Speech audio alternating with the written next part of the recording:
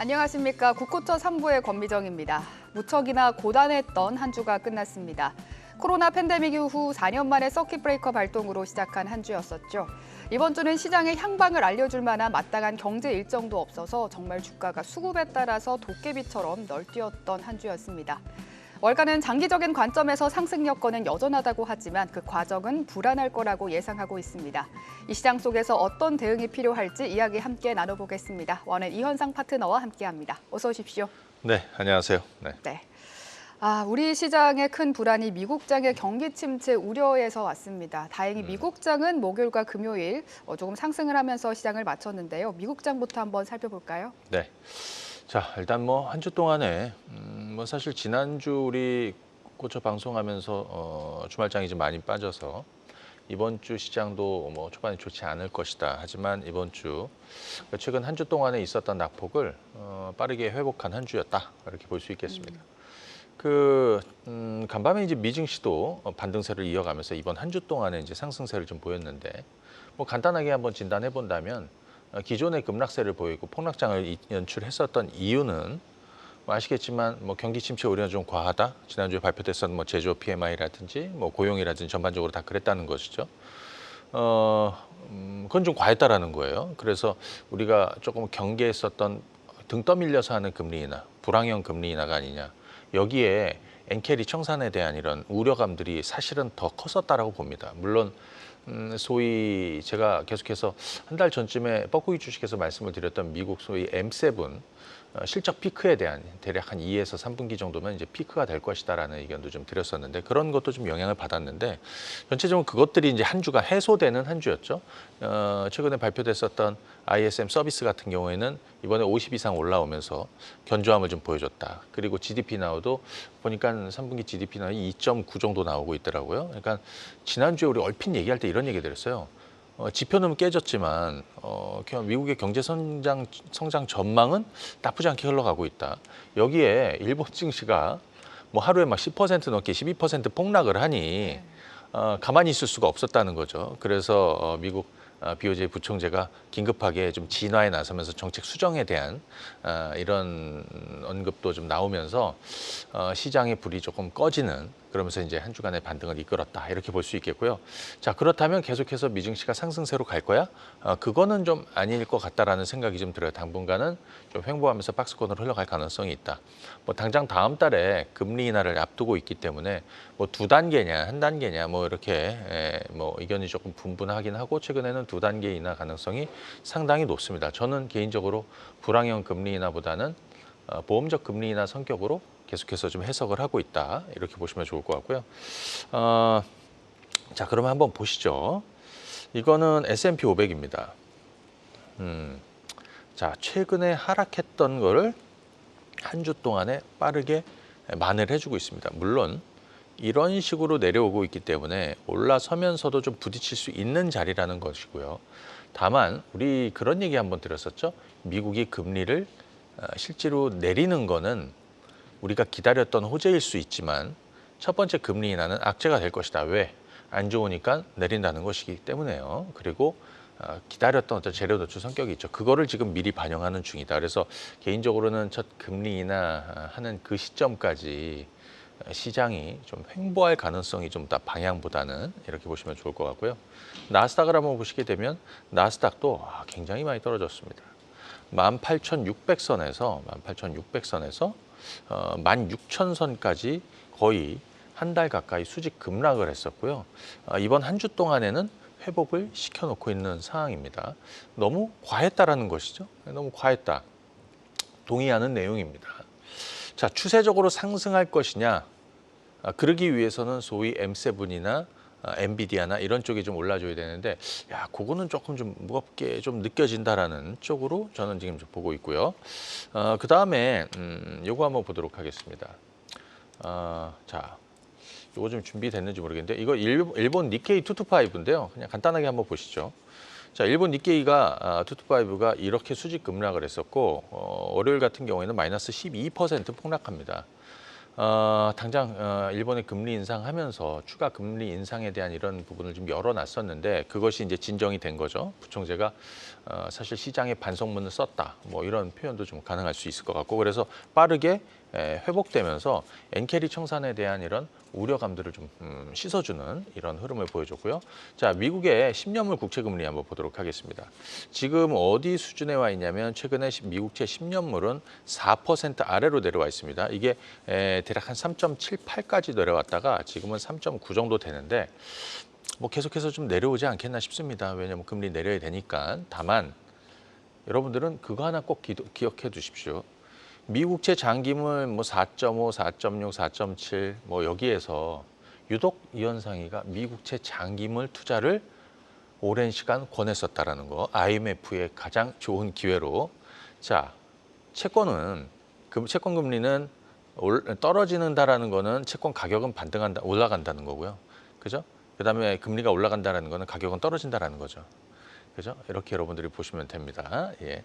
자, 그다음에 이제 몇 가지 한번 보도록 할 텐데 우리 필라델피아 반도체 지수 한번 보겠습니다. 미국 시장이 탄력적인 상승을 보이기 위해서는 필라델피아 반도체를 필두로 한 뭐 엔비디아나 반도체주들이 강한 반등이 이어져야 된다라는 것인데 여러분들이 보시기에는 어떻게 보이십니까? 이 필라델피아 반도체 지수.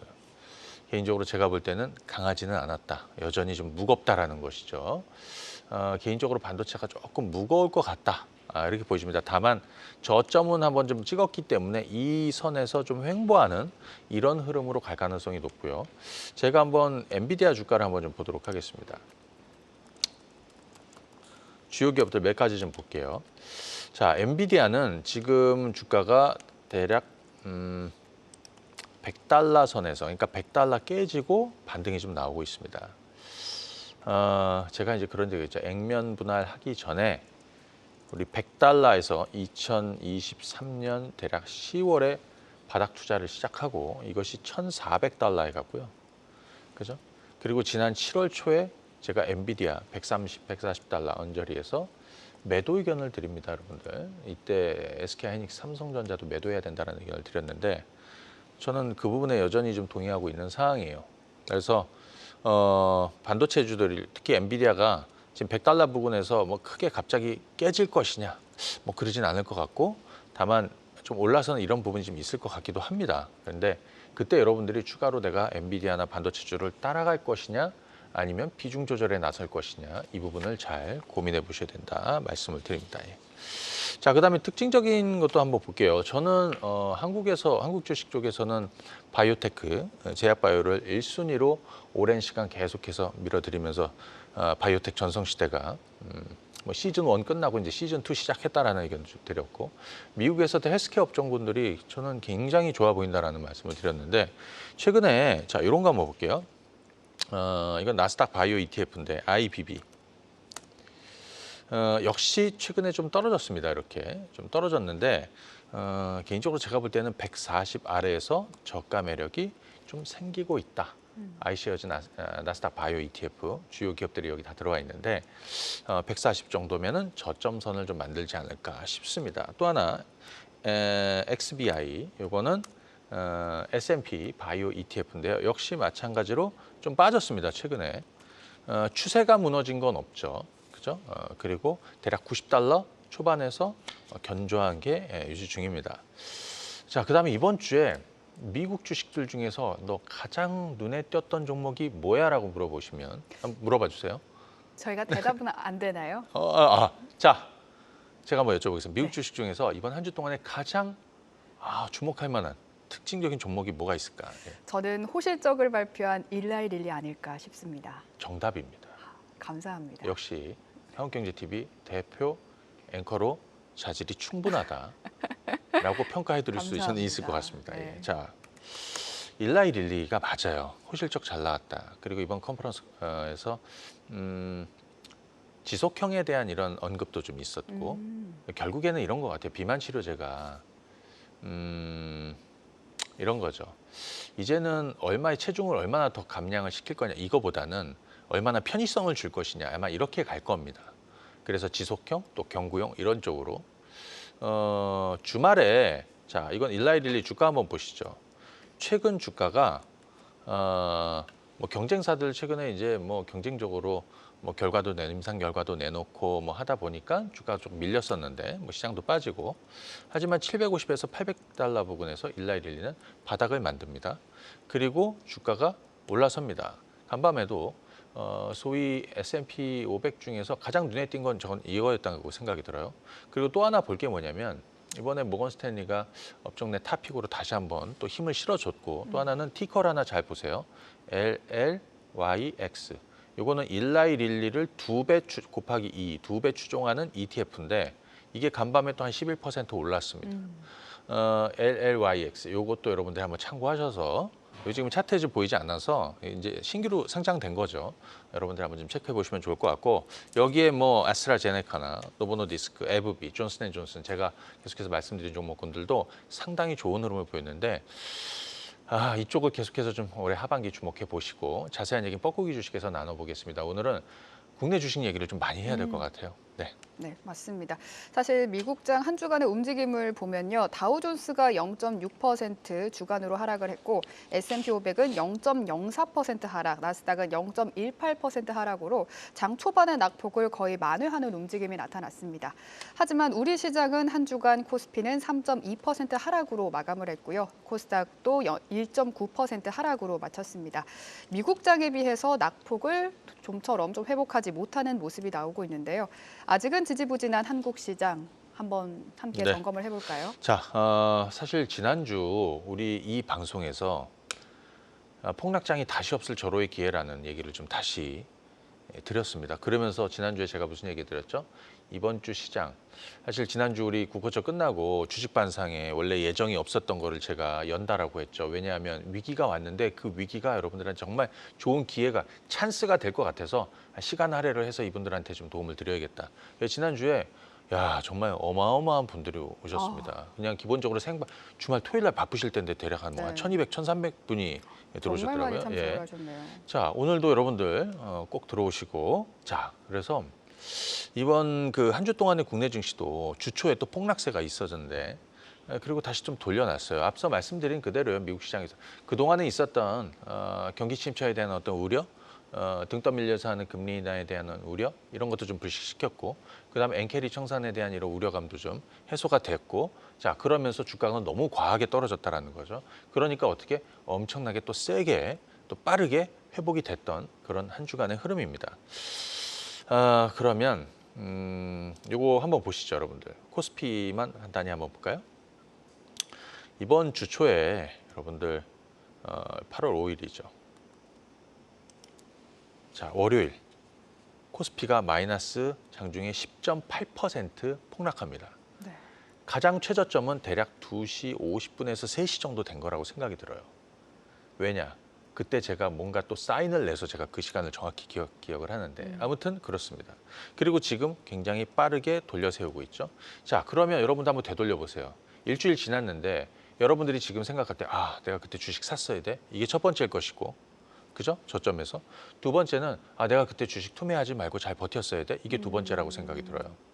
그러니까 어찌됐든 지금 이번 폭락장에서는 그래서 저 같은 경우에는 이걸 얘기해 드리면 좋을 것 같아요. 너 어떻게 대응했어? 이번 주? 그 얘기를 좀 해보겠습니다. 저는 증시 폭락을 기회로 나머지 자녀현금이나 이런 부분을 전부 다 올인 베팅을 했습니다. 월요일 날. 월요일 날 못했다면 화요일 날도 하시라고 그랬고. 자, 여기서 하나 좀 보겠습니다. 제가 그런 얘기 드립니다. 어느 분들이 이제 그런 얘기 해주시더라고. 폭락장에 주식을 잘 보유하고 저는 이제 가끔 그래요. 폭락장에 주식을 잘 보유해야 된다. 역대급 폭락이 있을 때는 주식을 잘 보유해야 된다. 그리고 반등장에 상당한 포만감을 느낀다는 거예요. 자, 이번 주에 여러분들 이거 한번 보실래요? 우리 12630 코덱스 레버리지. 제가 코덱스 레버리지를 이번 주 월요일 대략 2시 50분에서 3시 한 5분 사이에 이 코덱스 레버리지 이때 코스피가 마이너스 10% 정도 떨어졌죠. 코스닥도 폭락을 했고 그래서 양시장 레버리지를 잡아야 된다라고 얘기했습니다.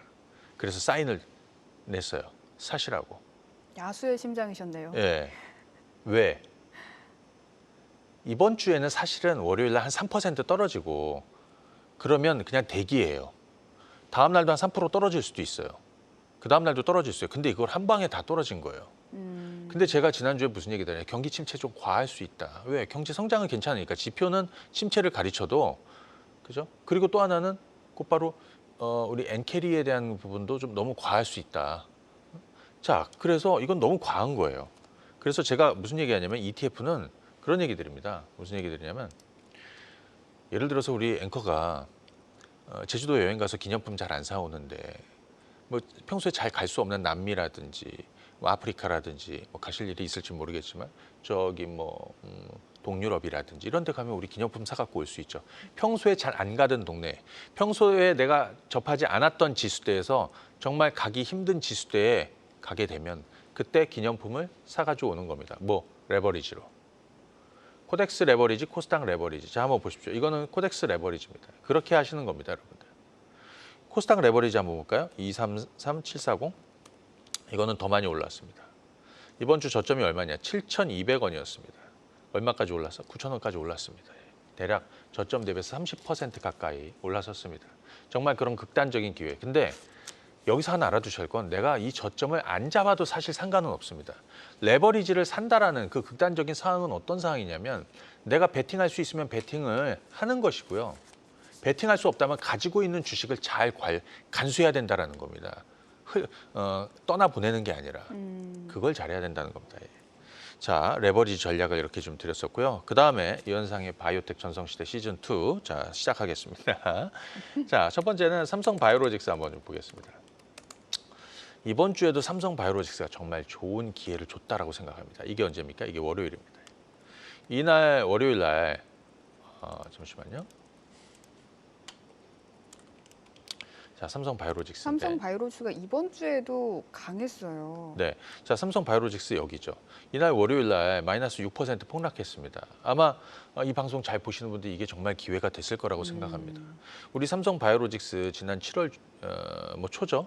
사실 뭐 삼성전자나 SK하이닉스 대안주로 제가 매수 전략을 드렸던 거고 지금 대략 한 20%나 올라왔습니다. 그때 제가 드렸던 내용 중에 이런 거 있죠. 삼성바이오로직스 100만 원 넘을 겁니다. 이제 얼마 남았냐? 불과 얼마 안 남았습니다. 4만 원 남았네요. 그죠? 100만 원이 목표가입니까? 아닙니다. 100만 원이 시작일 겁니다. 그 자세한 얘기는 다시 한번 좀 드리도록 하고 셀트리온도 한번 볼까요? 자, 셀트리온은 이번 주에 실적이 잘 나왔어요. 이번에 실적 잘 나왔고 주가는 급반등을 좀 보였습니다. 그리고 또 하나는 뭐냐면 진펜트라 미국 성과가 이제 서서히 나타날 것이다. 제가 이 셀트리온을 최근에 무슨 얘기 드렸냐면 그냥 야 실적만 한번 따져볼래? 이런 얘기를 드렸죠. 야, 연간으로 한 6천억 정도 벌어. 작년에도 영업이익 6천억 정도 됩니다. 그러니까 올해도 비슷합니다. 하지만 내년에 얼마? 내년에는 컨센서스가 대략 한 1조 초반에서 최근에는 1.5조 이상으로 계속해서 늘어나고 있습니다. 그러니까 미국에서 진펜트라는 지금 PBM하고 보험사 26곳 정도에 이제 등재가 되었다. 최근에 이제 3대 PBM도 다 등재가 되었고 물론 한 군데 사보험을 남겨두고 있지만 자 결국에는 성과가 앞으로 계속 날 거라는 거예요. 그래서 셀트리온도 지난 수년 동안 주가가 좋지 않았는데 기회가 될 것이다 이런 얘기를 좀 드리도록 하겠고요. 그 다음에 이번에는 아까 삼성바이오로직스 잠깐 얘기했으니까 생물보안품 얘기 간단히 하면서 바이넥스 주가 한번 보도록 하겠습니다. 대표적으로 미국의 생물보안법 수혜주는 국내 CMO, CDMO 업체가 좀 가져가게 될 것이다. 삼성바이오로직스가 그래서 100만 원치를 할 거라고 얘기해드렸고 바이넥스를 우리가 어디서 시작을 했느냐. 대략 11,000원, 12,000원대부터 시작해서 지금 2만 원대 넘어서 있는 이런 상황입니다. 이번 주에 바이넥스가 주가가 이렇게 떨어졌는데 이게 월요일입니다. 월요일, 8월 5일 월요일. 제가 지난주 국교처에서 국교처 끝나고 주식 반상회하면서 여러분들한테 그 기회를 잡아드릴 것이다 라고 했는데 대표적인 이런 것들이 되는 거죠. 이건 밑에서 받아쳤어야 되는 거죠. 한 주 동안에 30% 올랐습니다. 우리 시작하고는 100%인데 그죠? 100% 넘어섰는데 바이넥스 주가도 계속 진행형입니다. 국내에서 FDA GMP 인증을 가지고 있는 글로벌 몇 개 안 되는 회사들 중에 특히 아시아에 생산 기지를 가지고 있는 회사죠. 그래서 바이넥스 같은 경우도 곧 22,000원, 3,000원에 있는 직전 고점을 좀 넘겨서서 상승하게 될 것이다. 개인적으로 생물보안법 이슈는 미국 대선까지는 계속 기대감을 갖고 가도 되겠다. 자, 관련해서 후속주도 잠시 뒤에 주식반상에서 한번 얘기를 해보도록 하겠습니다. 자, 그다음에 이번에는요. 벌써 제가 한 1년째 계속해서 얘기하고 있는 게 있습니다. ADC. 항체 약물 접합제. 접합제. 예, ADC. 이거를 조금 쉽게. 그래서 오늘 무슨 얘기를 할 거냐면 차세대 항암제 ADC를 계속해서 투자해야 되는 이유에 대해서 간단하게 좀 설명하고. 근데 이 ADC는 이런 거예요. 그러니까 계속해서 진화하고 있는 거죠. 항암제 시장도 계속해서 암을 정복하기 위한. 소위 이제 ADC 뭐 이제는 뭐 관심이 많으셔갖고 대부분 모르시는 분들도 없을 것 같은데 저는 좀 다른 관점에서 설명을 드리도록 하겠습니다. 그러니까 ADC가 뭐다라는 이제 대부분 알고 계시는 것 같아요. 이 판이 커진다라는 거예요. 작년부터 이 바이오테크 시장이 엄청나게 커지고 있습니다. 고금리가 이제 금방 끝날 거야. 그동안에 투자하지 않았던 빅파마들이 엄청난 투자를 합니다. 작년에 대표적인 글로벌 ADC 업체들이 몇 가지 있어요. 시젠, 이뮤노젠, 뭐 일본의 다이치산교. 여러분들 일라이릴리나 노보노디스크 주가가 어마어마하게 올랐잖아요. 그런데 그들 종목보다 더 오랜 시간 오른 종목이 일본의 다이치산교입니다. 대표적인 ADC 업체입니다. 좀 이따 한번 보여드리고 하겠지만. 그래서 시젠을 작년 같은 경우에는 파이자가 56조에 인수합니다. 이뮤노젠을 13조인가 인수를 하고, 그렇죠? 그 다음에 머크인가요? 네.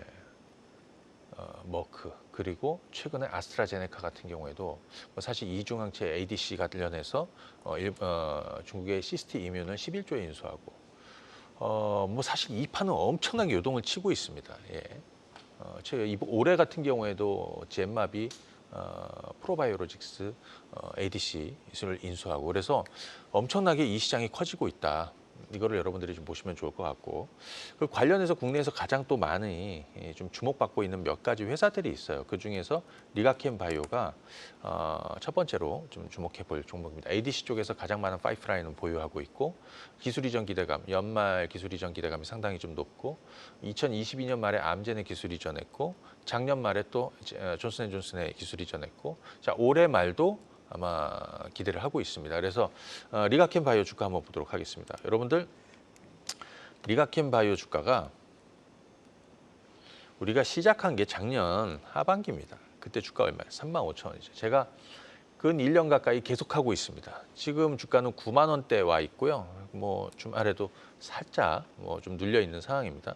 그리고 앞서 이번 주에도 저점을 좀 만들고 그죠? 좀 올라서고 있습니다. 그래서 자, 지금 이 리가켄 바이오도 개인적으로는 한 10만 원 정도 넘어설 것이다. 이렇게 좀 보고 있습니다. 그래서 조만간 뭐 사실 올해 연말 기술 이전 기대감도 상당히 가지고 있기 때문에 좀 주목해서 볼 필요가 있겠고요. 자, 화면이 또 잘 안 잡히네요.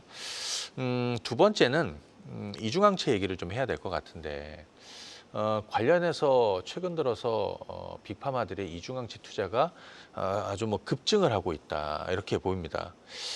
뭐 최근에 노바티스도 대규모 투자를 이어가고 있고 그 다음에 뭐 존슨앤존슨이나 머크 길리어드 모두 이중항체 기업에 상당히 투자를 이중항체 될 만한 이중항체 물질을 도입하기 위한 경쟁적인 움직임이 최근에 아주 강하게 만들어지고 있다 이렇게 볼 수 있습니다.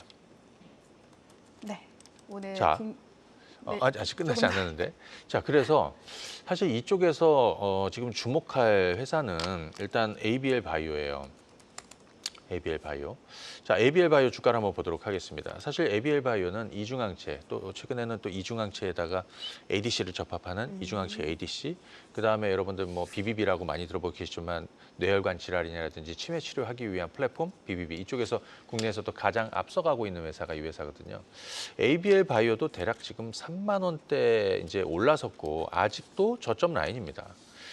그래서 오히려 이런 종목군들은 앞으로 향후 한 6개월 정도를 상당한 기대감을 갖고 가지 않을까 싶습니다. 그래서 ABL 바이오도 지금 3만 원 정도면 상당히 좀 좋은 가격대 위치에 있다 이렇게 볼 수 있겠고요.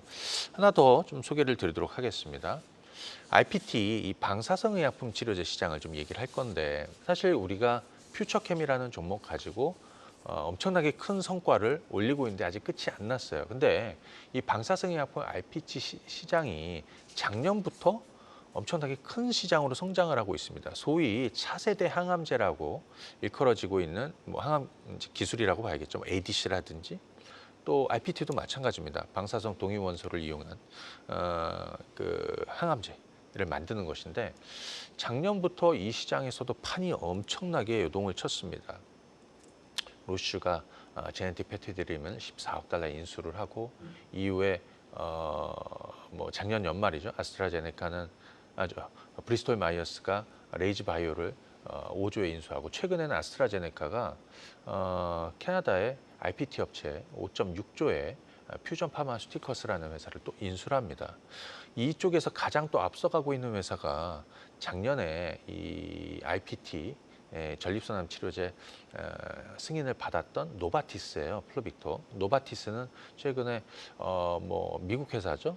마리아나 온콜리지라는 이런 회사도 인수를 하고 일본의 펩티드림하고 또 재현 확장 계약을 대략 한 30억 달러까지 확장을 하는 내용도 좀 있었습니다. 그래서 전반적으로 보면 이 시장이 급성장을 하고 있다는 건데, 자 한번 보겠습니다. 첫 번째는 퓨처캠인데요. 퓨처캠은 지금 전립선암 치료제 그 글로벌 임상 2상을 미국하고 이제 한국에서 진행을 하고 있고, 또 하나는 이쪽에서는 또 진단제 쪽도 이제 같이 또 성장을 하고 있는데, 이 주가가 대략 우리 10,000원대부터 해서 한 25,000원대까지 올랐었고, 최근에 주가 좀 떨어져서 이번 주에 굉장히 좀 기회가 됐던 것 같아요. 월요일 날. 이런 건 정말 좋은 기회였습니다. 16,000원 그리고 17,000원, 18,000원, 2만 원까지 올랐는데 역시 이전 고점을 돌파할 가능성이 좀 높다. 최근에 노바티스 주가도 실적도 굉장히 좀 좋아지고 있고. 자, 그런데 오늘은 하나 좀 더 얘기를 하도록 하겠습니다. SK 바이오팜 한번 좀 말씀을 드려보도록 할게요. 이 종목도 이제 우리는 시작을 한번 해볼 생각입니다. SK 바이오팜이 사실 2020년 그때 한참 제약바이오 난리가 났었거든요. 뭐 그때 막 5배, 10배씩 막 오르고 할 때 상장을 해가지고 그때 상장한 가격이 상장해서 주가가 한 26만 원, 27만 원 정도 고점을 이렇게 만들었거든요. 근데 그 이후에 굉장히 오랜 시간 주가도 떨어지고 뭐 사실은 뭐 이쪽 업계가 다 좋지 않았으니까. 하지만 최근에 다시 이제 바닥을 좀 만들고 있습니다. SK 바이오팜은 대표적으로 뇌전증 치료제에서 상당한 성과를 내고 있는 선두 업체예요. 이번에 실적 보니까 컨센서스를 150%나 분기 실적이 늘어났습니다. 영업이익 기준으로. 작년까지 SK 바이오팜이 적자입니다. 근데 올해는 한 580억 정도 흑자로 돌 것 같고, 내년에는 대략 한 2천억대 정도 보고 있습니다. 그런데 그 뇌전증으로 앞서가고 있는 SK 바이오팜이 최근에 RPT 시장에 진출을 합니다. 그러면서 뭐 유럽하고 홍콩에 본사를 둔 플라이트 테크놀로지인가요? 여기에서 방사성 후보 물질을 라이센싱 하는 거죠. 대략 한 8천억 규모로. 이거는 RPT 항암 시장에 앞으로 뛰어든다라는, 치료제 시장으로 뛰어든다라는 건데, 국내에서 몇 개 업체들 외에 또 이쪽에서 가장 빠르게 또 성과를 향후에 보여줄 수 있는 그런 회사가 아닌가 싶어요. 그래서 지금 SK 바이오팜이 대략 주가가 8만 원 수준에서 저점을 만들고 대략 한 9만 원 정도 가고 있는데, 첫 번째는 실적이 턴어라운드 할 것이다. 그죠? 앞서 말씀드렸죠. 작년에는 350억 적자였고 올해는 한 500억대 흑자로 좀 돌 것 같고 내년에는 한 2천억대로 좀 돌 것 같습니다. 그래서 SK 바이오팜은 지금이 실적도 주가도 바닥인데 여기에다가 RPT를 좀 얹어서 이 시장이 계속 뜨거워지면 계속해서 후속주를 찾게 되는 거거든요. 그래서 이 종목도 좀 주목해서 보시면 좋을 것 같다 이렇게 말씀을 드리고요. 잠시 뒤에 저희 오늘 주식 반상회에서는 사실 폭락장을 기회로 만드는 이런 위기와 공포 국면을 기회로 만드는 기술에 대해서 좀 다시 한번 리뷰를 좀 드리면서 이번 주말에 미국 시장에서 가장 주목이 됐던 게 일라이 릴리입니다. 사실 비만 관련한 종목군들이 최근에 시세를 한번 주고 조금 숨고르기를 좀 보여주고는 있는데 그들 종목이 앞으로 또 어떻게 될 것인지, 그리고 하반기 우리가 얘기하고 있는 바이오텍 전성시대 시즌2가 어떤 식으로 흘러가게 될 것인지, 여러분들은 어떤 성과를 낼 수 있을 것인지를 잠시 뒤에 제가 주식반상회에서 오늘도 좀 진행을 해보도록 하겠습니다. 네. 위기를 기회로 바꾸려면 현금이 있어야 되는데요. 현금 보유의 중요성을 이번 시장에서도 좀 배운 것 같습니다. 그럼 이번 주 맞습니다. 하락장에서도 견뎌냈던 바이오주, 금리 인하 시기에 네. 강했던 바이오주에 대한 전략들 이현상 파트너의 뻐꾸기 주식 특강으로 듣고 오겠습니다. 자, 오늘은요. 자, 제가 시작하면 되는 건가요? 네, 좋습니다. 이번 그 뻐꾸기 주식 특강 오늘 준비한 거는 보험적 금리 인하. 지난주에는 우리가 무슨 얘기했냐면 불황형 금리 인하를 얘기했습니다. 물론 거기에 동의는 하지 않는다라는 의견들의 그 얘기를 좀 드려보도록 할게요. 우리가 기다렸던 거는 선제적 보험적 금리 인하입니다. 그래서 선제적 보험적 금리 인하와 바이오텍 전성시대 시즌 2 여러분들이 하반기에도 이쪽으로 계속 가셔도 되는 건지, 그죠? 이것도 한번 좀 참고하시면 좋을 것 같아요. 자, 첫 번째, 그러면 이제 한 주 동안에 어떤 내용들이 좀 있었는지 좀 소개를 드리면, 자, 9월에는 뭐 금리를 당연히 내리겠죠. 자, 그런데 제가 월스트리트저널에 사실은 뭐 파월 의장이나 연준과 가장 잘 소통하고 있는 닉 티밀하우스 기자의 기사들을 많이 좀 소개를 해드리고 있습니다. 자, 닉 티밀하우스 기자가 이번 주 초에 이런 내용들을 그러니까 연준의 금리 인하 계산법이 시장이 급락하고 하니까 뒤집어졌다라는 거예요. 자, 그러면서 여기서 보면은 이 내용은 라저 하이퍼 포인트라는 거는 50bp 인하 가능성이 상대적으로 상당히 높아졌다라는 거를 좀 얘기하는 겁니다. 자, 그렇다면 9월에 금리 인하, 특히 한 50bp 두 단계 인하 가능성이 상당히 높다. 근데 여기서 하나 체크해야 될 건 뭐냐면 제가 예전에 그랬죠. 첫 번째 금리 인하하는 거는 악재가 될 것이다. 그건 미리 반영하고 있는 거고. 자, 그런데 한 두어 번 정도 내리게 되면, 두세 번 정도 내리게 되면 사실은 유동성 장세에 대한 기대감도 생기게 됩니다. 그래서 두 단계를 한꺼번에 내린 이후의 시장은 어떨까? 이거를 한번 좀 고민해 보셔야 된다. 자, 말씀을 드리고요. 지난주에 사실 시장에서 굉장히 악재가 됐던 건 ISM 제조업 PMI입니다. 쇼크였습니다. 자, 그런데 서비스 PMI는 좀 내용이 다릅니다. 이번에 저널에는 48.8이었는데 이번에 51.4까지 올라섭니다. 50 이상으로 올랐다는 얘기는 서비스 경기가 견조한 확장 국면을 가고 있다는 겁니다. 자, 비즈니스 액티비티 이쪽도 54.5였고요. 그다음에 뭐 고용이나 신규 주문도 전달 대비해서 모두 올랐었습니다. 자, 이 얘기가 의미하는 건 뭐냐?